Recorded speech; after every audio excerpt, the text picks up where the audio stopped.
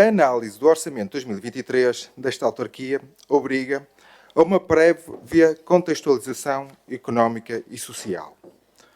Os anos em que vivemos em pandemia provocaram incerteza nos mercados, ruptura nas cadeias de distribuição e o início da subida da inflação.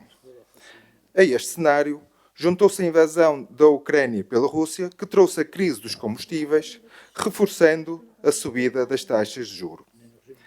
A acrescentar a estes fatores externos, que são do conhecimento geral e notícia diária, que criam incerteza, juntamos um outro interno, não tão de conhecimento geral, mas que afeta todos os portuenses, a descentralização. Sendo este orçamento o resultado do programa autárquico vencedor nas últimas eleições autárquicas, o mesmo está influído pelo acordo de governação celebrado entre o Partido Social Democrata e o Movimento Rui Moreira aqui à Porto. Deixem-me recordar que este acordo já permitiu que, em 2022, os portuenses tivessem uma redução na fatura da água, uma redução na fatura do IRS, que se conseguisse colocar em marcha a criação de novas creches em todas as freguesias, bem como o reforço das verbas e competências para as juntas de freguesia. Para o orçamento de 2023, continuamos com a política de devolução de parte dos impostos aos portuenses, neste momento difícil pelo qual passamos, com a redução de 20% da participação do município no IRS. Dado que o Partido Social Democrata é um partido que entende e promove as contas certas, outras propostas serão feitas no orçamento e aplicação do saldo de gerência, depois de existir um melhor conhecimento do real impacto das transferências das onerosas tarefas do Governo para a autarquia. Vemos hoje com bons olhos e, finalmente, que se dê corpo a um programa de visitas às escolas, isto com o objetivo de sensibilizar os mais novos para a proteção e o bem-estar animal. O que é bem. Ficam por realizar outras propostas, já aqui trazidas pelo PAN, com o objetivo de consolidar as políticas de socialização dos animais do CROA, com vista ao bem-estar animal e ao aumento do número de adoções responsáveis de animais de companhia. Preocupa-nos ainda a não referência neste orçamento ao investimento em bebedouros, neste caso para pessoas e animais na cidade. Insistimos neste assunto, pois ela, mais que uma questão de direitos humanos, é também e essencialmente um grande embaraço ambiental. A água é um direito humano, assim como todos os restantes animais, e por consequência da natureza isto é indesmentível. Por isso insistimos no assunto. Começar por dizer que este, mais uma vez, é um exercício orçamental numa conjuntura difícil, desafiante, e que a Câmara Municipal do Porto, o seu Presidente, Rui Moreira, o Executivo, conseguem e voltam a conseguir fazer uma síntese importantíssima e que é a marca desta governação da cidade. Contas à moda do Porto, sempre este objetivo, sempre a exatidão, a seriedade e a transparência, mas mais importante que tudo, estas contas, esta forma de gerir, sempre ao serviço do Porto e dos portuenses. Primeiro as pessoas, depois boas contas a servir as pessoas. Este orçamento é feito de coesão social, em primeiro lugar, de desenvolvimento económico, não esquece o ambiente, a qualidade de vida, a energia, não descura a cultura e o património e tudo isto sempre com um grande rigor orçamental, tudo com total transparência e acessível a todos os portugueses. Como é de conhecimento de todos os presentes, estamos na presença do maior orçamento municipal que o município do Porto já viu. 385.750.000 euros, que compara com os 319 milhões referentes ao orçamento para o ano que agora finda, ou seja, um acréscimo de 21%. Verifica-se um aumento generalizado em todas as rúbricas do orçamento, que em relação ao orçamento de 2022 se identificam variações positivas de 3% no ambiente e qualidade de vida, 11% na economia e desenvolvimento social, 14% na coesão e ação social, mas também 26% na mobilidade, 35% na educação e 70% no urbanismo e habitação. Perante a instabilidade e a incerteza no futuro, entende o Partido Socialista que o Executivo esteve bem quando o convocou para o diálogo que decorreu nos 3 meses que antecederam o fecho do orçamento. Diálogo que se verificou em 3 reuniões entre o Sr. Vereador com o Pelouro das Finanças, Dr. Ricardo Valente, o Sr. Diretor Municipal de Recursos Financeiros, Dr. Pedro Manuel Santos, e os representantes do PS, nomeadamente o nosso Vereador, Dr. Tiago Ribeiro, o nosso líder de bancada, Dr. Rui Lage, e a deputada, Dra. Odete Patrício. Tendo-se ainda verificado na última reunião a presença do Presidente da Câmara, Dr. Rui Moreira. Disponibilidade esta que fortalece a democracia local e torna o orçamento mais abrangente e inclusivo. Não poderíamos deixar de referir e elogiar esta atitude que permitiu uma participação dialogante. Não sendo este o nosso orçamento, o Partido Socialista acompanha e valoriza algumas das opções tomadas no orçamento para o ano 2023. Nomeadamente ao nível do apoio à população economicamente mais fragilizada, quer sejam realidades mais estruturais ou mais conjunturais.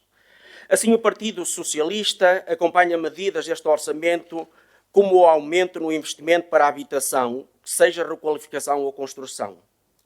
Um plano especial para o pagamento de dívidas às Águas do Porto. O congelamento das rendas apoiadas em 2023. A garantia de apoios às IPSS, apoio ao associativismo, reforço da intervenção junto às pessoas em situação de sem-abrigo. Como se verifica, encontramos nestas medidas similaridades com as medidas que ao longo do tempo temos vindo a propor. Então, aquilo que nós estamos a discutir de facto são opções políticas e aquilo que nos parece, ao Bloco de Esquerda, é que este orçamento está, neste momento, dissociado da realidade que atrás apresentava.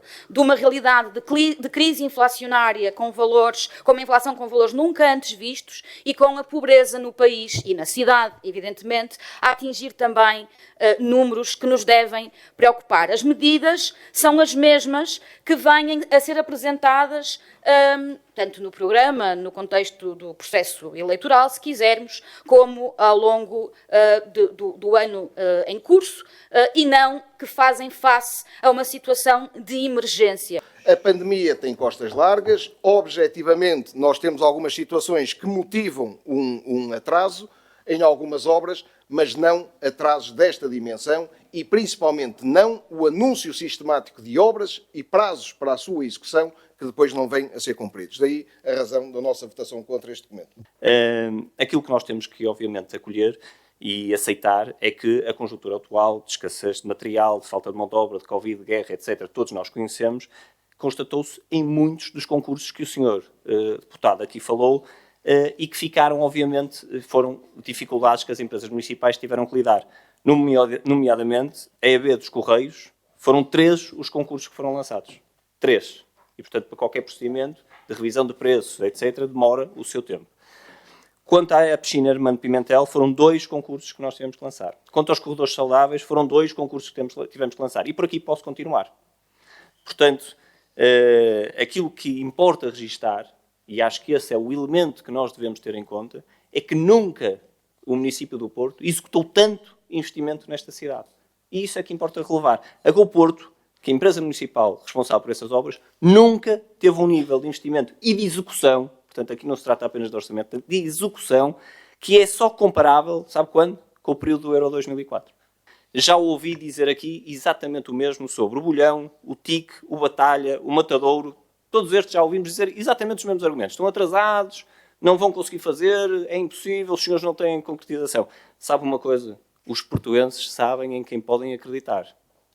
E, portanto, a sua demagogia não chega certamente para os convencer, porque, olha, o Bolhão está feito, o terminal intermodal hoje serve a população como nunca serviu com a qualidade que serve hoje o território, com um Interland que vai muito para além do município do Porto. O Batalha, convido, dia 9 certamente receberá o convite para estar presente, o Matadouro está em obra. Quanto àquilo que é o investimento, também, e aqui já foi referido, mas não é demais nesta última intervenção fazer este apanhado, estamos a falar de um aumento do investimento municipal na ordem dos 30%. É um investimento muito relevante É um investimento que passa não só pela habitação social, naquilo que é a criação de mais de 200 casas de habitação social, é um investimento que também passa por aquilo que é uma característica do Porto, que são as ilhas, e onde nós estamos a investir na Ilha da Lomba, que muitos conhecem, e noutras que estamos a recuperar, nas Eirinhas e muitos outros projetos que já foram aqui referidos. É um investimento também naquilo que é todos os transportes e o apoio ao orçamento familiar, porque a gratuitidade dos transportes e o apoio na redução tarifária é um claro apoio ao orçamento familiar, claríssimo apoio ao orçamento familiar, e aqui investimos 2,3 milhões de euros por ano. Falamos também naquilo que é o táxi saúde para as pessoas com mais de 65 anos poderem se deslocar aos centros de saúde ou a uma consulta. É, mais uma vez, um apoio a uma população mais idosa que possa ter maior dificuldade por motivos de saúde nestas deslocações, e onde nós também damos um claro apoio em conjunto com os táxis da cidade, é algo importante.